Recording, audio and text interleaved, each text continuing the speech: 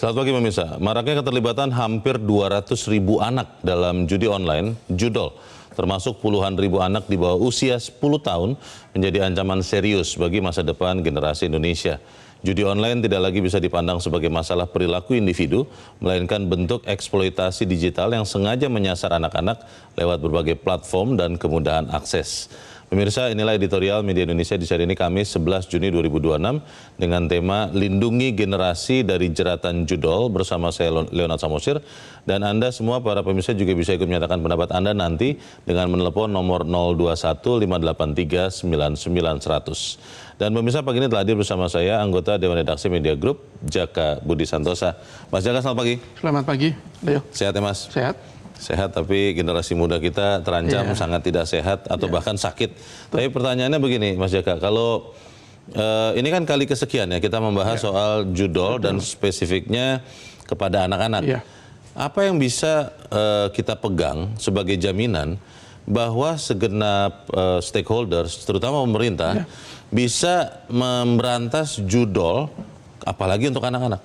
Ya, sebenarnya kan tanggung jawab untuk mengatasi judol khususnya anak-anak kan tidak hanya di pemerintah ya. Keluarga juga punya peran yang sangat besar. Tetapi kan sebagai masyarakat ya kita berharap pemerintah yang terdepan. Karena mereka yang punya perangkat, punya segala instrumen untuk menghadapi ancaman judol khususnya terhadap anak ini. Makanya ketika Kementerian Pemberdayaan Perempuan dan Perlindungan Anak menjadikan perlindungan anak dari jeratan judol itu sebagai prioritas nasional, ya kita sambut positif. Cuman persoalannya ya kita tunggu implementasi nanti seperti apa.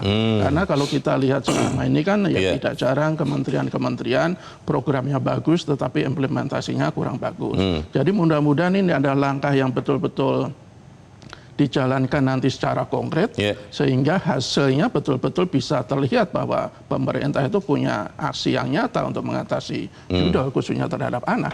Ya, karena kalau ini pernyataan yang baik muncul dari Kementerian Pemberdayaan Perempuan dan Perlindungan Anak. Tapi kalau kita bicara judi online, itu kan melibatkan juga Komdiji, melibatkan juga kepolisian, melibatkan juga beberapa pihak yang lain yang sampai saat ini kita belum dengarkan merespons pernyataan Menteri ini. Itu bagaimana, Mas? Ya, sebenarnya kan ini ditetapkannya perlindungan anak dari jeratan judol itu kan nanti akan mempercepat implementasi Perpres tentang peta jalan pelindungan anak di ranah daring. Dari situ sudah ada beberapa poin yang dijelaskan oleh Kementerian P3A. Salah satunya misalnya memperkuat pencegahan, kemudian juga memperkuat koordinasi dengan seluruh instansi terkait. Kemudian juga meningkatkan sosialisasi terhadap ancaman-ancaman judol terhadap masyarakat. Ya mudah-mudahan dari 3 poin ini sebenarnya sudah cukup bisa kita harapkan ya. Tetapi lagi-lagi nanti pelaksananya di lapangan seperti apa? Itu pertanyaannya dan kita akan bahas itu Mas Jaka. Dan pemirsa, inilah editorial Media Indonesia untuk hari ini Kamis 11 Juni 2026. Lindungi generasi dari jeratan judol.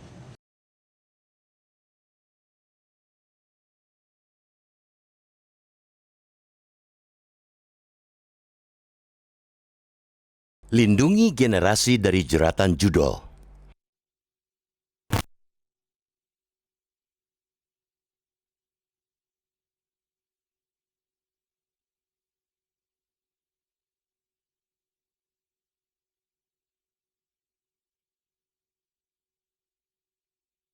Beberapa waktu lalu, kita pernah dibikin kaget sekaligus miris saat Kementerian Komunikasi dan Digital merilis data bahwa hampir 200.000 anak Indonesia telah terpapar judi online atau judol. Anak-anak itu berpendidikan mulai dari SD, SMP, SMA, hingga mahasiswa. Yang lebih menyisakan lagi dari data itu, 80.000 anak diantaranya berusia di bawah 10 tahun, alias masih duduk di bangku SD. Tidak ada kesimpulan lain, data-data itu jelas menjadi alarm keras bagi bangsa ini. Dari total jumlah anak Indonesia yang mencapai 88,81 juta per Mei 2025, berdasarkan data Badan Pusat Statistik, jumlah 200.000 anak yang bermain judol memang belum ada 1%-nya. Namun, angka yang mencapai 200.000 tetaplah bukan angka yang sedikit. Sulit dibayangkan bagaimana nasib bangsa ini ke depan. Usia mereka rata-rata akan berada di kisaran 30-an tahun saat Republik ini mencapai Indonesia Emas pada 2045. Artinya, di usia seabadnya, negeri ini bakal memiliki ratusan ribu penjudi di usia produktif jika candu judi mereka tak segera disembuhkan sejak dini. Teramat mengerikan membayangkan negeri ini di masa mendatang dihuni oleh para penjudi. Karena itu, kita perlu mengapresiasi langkah Kementerian Pemberdayaan Perempuan dan Perlindungan Anak P3A yang telah menetapkan perlindungan anak dari jeratan judol sebagai prioritas nasional. Anak-anak memang harus dilindungi sejak dini. Cara berpikir pemerintah dan masyarakat harus mulai bergeser. Harus lebih kritis dengan tidak lagi memandang judol hanya sebagai masalah perilaku individu semata, tapi sudah menjadi bentuk nyata dari eksploitasi digital. Anak-anak yang belum memiliki kematangan kognitif untuk memahami manipulasi digital ataupun risiko jangka panjang dari perjudian tentu menjadi mangsa empuk para bandar judi. Mereka paham betul cara membentuk anak-anak itu menjadi penjudi masa depan. Saat ini dengan gencar mereka menyisipkan link aplikasi judi di aplikasi game yang digemari anak-anak. Diimbuhi dengan kata-kata gacor pasti menang. Anak-anak yang belum sepenuhnya bisa menalar apalagi memahami, banyak yang langsung tertarik mengakses link jahanam tersebut. Para bandar juga paham, anak-anak yang masih duduk di bangku sekolah itu sepenuhnya masih mengandalkan uang jajan dari orang tua sebagai pemasukan mereka. Karena itu, para bandar tak mematok taruhan yang tinggi untuk bermain. Kini cukup dengan Rp10.000. Siapapun sudah bisa berjudi. Cara deposit pun makin gampang dibuat bandar. Bisa dengan kirim pulsa, dompet elektronik, uang elektronik, bahkan QRIS. Melihat makin cerdik dan piawainya para bandar itu dalam mengelola situs judi, kita tentu tak boleh kalah cerdik dalam melindungi anak-anak kita. Kalah selangkah saja fatal akibatnya. Apalagi kalau kalah beberapa langkah, generasi emas kian terancam. Pemerintah dan penegak hukum tentu tak dapat bekerja sendirian. Justru perlindungan anak harus dimulai dari keluarga karena menjadi benteng pertama pembentukan mental anak. Seringkali tanpa sadar kita menggunakan judi slot sebagai bahan candaan di tengah masyarakat, bahkan di tengah keluarga untuk menghangatkan suasana karena mengundang tawa. Tapi jika anak sampai salah mengartikannya, mereka bisa menganggap hal itu hanyalah sebuah kesalahan sepele yang tak apa jika sesekali mencobanya. Kita mesti ingat bahwa fase anak-anak adalah fase manusia yang dipenuhi rasa ingin tahu dan selalu penasaran untuk mencoba segalanya tanpa dibarengi pengetahuan yang mumpuni akan baik buruknya. Jika salah membentuknya, coba-coba itu kelak bisa berubah menjadi bom waktu. Upaya melindungi anak-anak dari paparan judol mesti jadi agenda bersama dan dilakukan segera. Sebab pada usia emasnya nanti, Indonesia tentu tak boleh diisi oleh manusia yang menggapai takdir lewat peruntungan.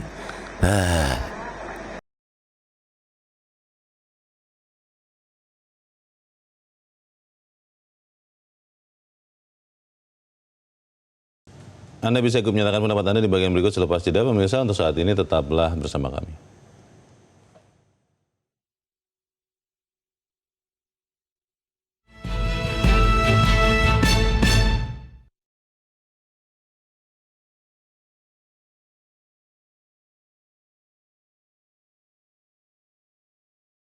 Terima kasih Anda masih bersama kami. Kita akan mendengarkan dulu Mas Jaga, pemirsa Metro TV, untuk kita dengarkan pendapatnya dari Makassar, Sulawesi Selatan. Ada Ibu Lia. Ibu Lia, selamat pagi. Halo Ibu Lia, selamat pagi. Assalamualaikum. Waalaikumsalam Ibu Lia. Bagaimana Bu, ini Menteri sudah meningkatkan kewaspadaan, tapi pertanyaannya, kalau kemudian misalnya situs judolnya tetap bermunculan, apakah kemudian kita bisa lindungi anak-anak kita, Bu? Silakan Bu Lia. Sebenarnya ini kan sebenarnya dalam masalah ini garda terdepan itu kan orang tua ya, orang tua. Orang tua. Ya, orang tua sebagai garda terdepan, baru lingkungan dan sebagainya. Ya. Tapi kenyataannya sekarang ini banyak orang tua yang terlibat, ya, yang main judol juga. Nah, jadi ini susahnya ini, anak-anak itu kan meniru, ya, dia meniru. Dia itu belum berpikir, dia hanya meniru. Nah, jadi kalau orang tua banyak terlibat, maka anak-anak juga mengkhawatirkan ini karena memberikan contoh yang tidak baik. Jadi ini juga sebenarnya bukan untuk anak-anak saja, tapi orang tua, dihimbau untuk orang tua, ya bahwa judul itu bisa memberikan akibat negatif kepada anak-anak karena dia mencontoh. Karena ini kan usia-usia saya lihat ini usia-usia mencontoh semua. Ya, dia tidak berpikir, dia hanya mencontoh. Nah, yang terlibat itu banyak orang tua juga. Ya. Jadi memang harus ada kerjasama yang baik antara orang tua, lingkungan, kemudian pemerintah, sehingga kita bisa mencapai hasil yang maksimal dan bisa diminimalisir kejadian-kejadian yang bukan bisa menghancurkan negara kita ini, karena ini adalah generasi muda yang akan membuatkan negara kita ini. Makasih. Assalamualaikum. Waalaikumsalam. Terima kasih Bu Lia di Makassar, Sulawesi Selatan. Selamat pagi Bu. Ini saya baru terpikir ini Mas Jaka, kalau orang tuanya yang ikut main atau main duluan, anak-anak ini niru. Nah, ini bagaimana nih? Ya bisa jadi ada kasus-kasus seperti itu. Tapi yang pasti begini, serangan judul terhadap anak itu kan sudah luar biasa masif ya. Bahkan iming-iming yang mereka tawarkan itu kan sangat menggiurkan. Mereka misalnya mendompleng di akun-akun gym yang begitu sangat menarik anak-anak. Kemudian juga deposit untuk bermain itu juga sangat mudah, nilainya juga sangat kecil, 10.000 saja sudah cukup. Jadi kan godaan-godaan yang sangat luar biasa menggiurkan itu bisa mengancam anak yang mentalnya itu kan masih labil, masih bisa terombang-ambing, belum bisa memikirkan secara matang dampaknya ke depannya seperti apa. Jadi sekali lagi perlu ada, betul tadi Bu Lia katakan, betul harus ada koordinasi kerjasama antara semua pihak, baik itu orang tua, lingkungan, dan pemerintah. Dan sekali lagi apa yang dilakukan pemerintah itu secara program atau kebijakan sebenarnya sudah cukup bagus. Yang kita tunggu sekali lagi hanya tinggal implementasi. Seperti Kemenko Info misalnya, itu kan sudah jutaan situs judul yang diblokir. Kemenkom Digi sekarang. Iya, Kemenkom Digi ya. Tapi kan situs-situs baru itu kan terus bermunculan. Jadi perlu ada perlombaan teknologi yang juga tidak kalah penting. Jadi kan katanya ada istilah maling itu kadang lebih canggih daripada penegak hukum. Ya bisa jadi ini juga terjadi di situs-situs judul kan. Dan pemerintah juga misalnya juga sudah melakukan kebijakan yang sangat bagus menurut saya, adalah membatasi atau melarang anak usia di bawah 16 tahun untuk memiliki akun di media sosial. Bahkan yang sudah punya akun harus di take down. Tetapi kan ya kita lihat itu kan kebijakan berlaku mulai 28 Maret 2026. Tetapi sampai sekarang belum ada informasi yang cukup berapa banyak yang sudah di take down. Kalau TikTok katanya sudah 780.000 akun anak di take down. Tetapi yang akun-akun platform-platform lain, Facebook, Instagram, YouTube itu kan kita belum dapat informasi. Jadi perlu ada kerjasama juga dari perusahaan media sosial. Dan kalau mereka tidak mau bekerja sama, ya pemerintah harus betul-betul tegas. Seperti yang di Australia misalnya. Australia juga sudah lebih dulu menetapkan kebijakan anak di bawah usia 16 tahun untuk memiliki medsos. Itu kan dilarang. Dan mereka terapkan itu dengan tegas. Kalau platform yang melakukan pelanggaran berat dan berulang, itu bisa didenda hingga lebih dari 500 miliar rupiah. Saya pikir hal-hal seperti ini harus betul-betul dikedepankan pemerintah. Jadi platform itu juga tidak bisa seenaknya menampung situs-situs yang mengancam jiwa anak-anak. Yang juga dipertanyakan orang ini, Mas Jaka, tadi kan kita bicara pencegahan ya. Ketika kita tekan atau kita take down situs-situs, yang sering dipertanyakan orang adalah penghukuman. Belum lama kita membahas terkait dengan bandar judol yang ada di tengah-tengah Jakarta, tidak jauh dari pusat pemerintahan Republik ini. Kita belum tahu lagi tuh ujungnya seperti apa. Nah, apakah memang kita masih serius untuk memberantas judol, termasuk untuk anak-anak? Karena kita jarang mendengar hukuman berat bagi para pelakunya. Bagaimana, Mas? Bahkan kalau kita lihat dalam kasus Kemenko Gigi waktu itu kan ada beberapa pegawai yang juga malah terlibat dalam situs-situs yang ilegal. Kita hukumannya juga tidak terlalu berat-berat amat. Itulah yang dikeluhkan oleh masyarakat. Jadi untuk menghadapi tingkat kriminalitas yang sangat mengancam anak-anak, sebenarnya pemerintah betul-betul harus tegas. Tidak boleh, tidak hanya pemerintah, semua pengelola negara lah, baik itu pemerintah eksekutif maupun yudikatif, penegakan hukum. Tindakan segera apa yang harus dilakukan kita bahas di bagian berikut. Pemirsa tetap bersama kami, Editorial Media Indonesia segera kembali.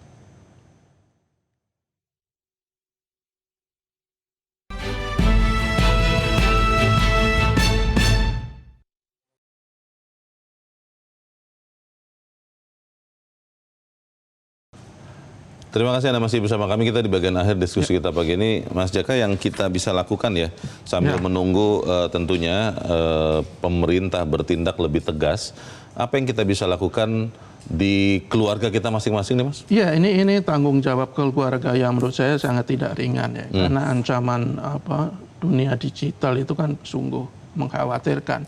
Jadi perlu ada pendidikan khusus terhadap anak-anak kita. Artinya kita mesti kasih tahu pelan-pelan. Kalau dalam sebuah diskusi itu kan ada di Medan beberapa waktu yang lalu ada testimoni yang dilakukan oleh beberapa orang tua, ya mereka tidak menekan anaknya untuk betul-betul meninggalkan gawai, tetapi mereka memberikan pengertian yang bisa dipahami oleh anak-anak. Betapa bahayanya kalau kita membuka situs-situs yang belum kita pahami, karena itu bisa mengganggu mental kita. Apalagi kalau kasus-kasus judul itu kan tidak hanya mengganggu jiwa anak, tapi juga bisa memicu kriminalitas sekunder kan. Anak-anak yang sudah kejadian judul itu kan dia tidak peduli uang orang tuanya diambil. Kemudian juga suka berbohong, bahkan dia juga nekat untuk meminjam uang di pinjol ilegal, yang akhirnya yang menjadi korban juga orang tuanya karena mereka harus bertanggung jawab. Jadi benteng pertama untuk membentengi anak-anak dari ancaman judul di dunia maya yaitu orang tua. Jadi orang tua mesti memberikan pengertian betul kepada mereka sehingga paling tidak anak-anak itu punya filter sehingga mereka tidak begitu gampang terjerumus ke judul di internet.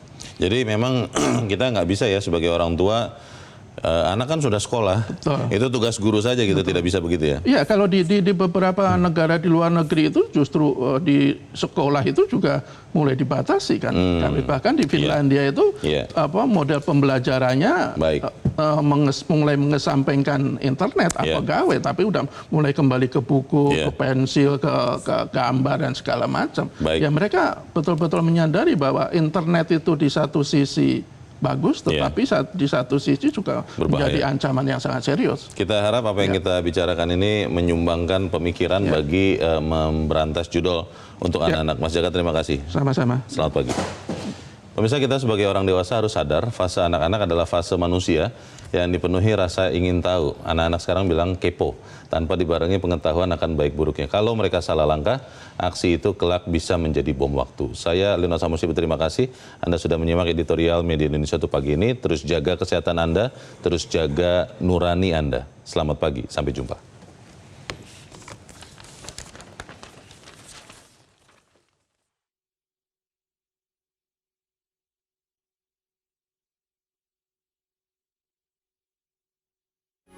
Metro TV. Jelajahi cara baru mendapatkan informasi. Download Metro TV Extend sekarang.